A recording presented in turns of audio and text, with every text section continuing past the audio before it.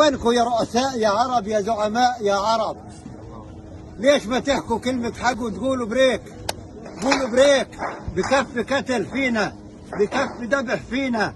معايا يا مسلمين يلي عاملين حالكم اسلام ومسلمين، شكلوا لجان الدعم اللي بده يجي من برا مش تجيبوه طعم رسالة للعالم انه وين للشرفاء. انا بحكي للشرفاء اللي واقفين مع الشعب، الله معهم والله يقويهم وبارك الله فيهم.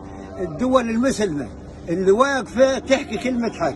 أنا بدي واحد من المسلمين، هينا كم دولة بنقول إسلام إسلام إسلام، لكن ليش يا شعب يا مسلم يلي أنت بتدعم الأمريكان بالمصاري وبتدشر شعبك هان يتكتل لليهود يذبحونا. إحنا اليهود عارفينهم يهود، لكن ايش ذنب النساء؟ ما ذنب الاطفال اللي بتتذبح كل دقيقه كل ساعه؟ الشعب صار في خلف تدمير البيوت، تدمروا البيوت على اهلها وتطفشوا اولادهم.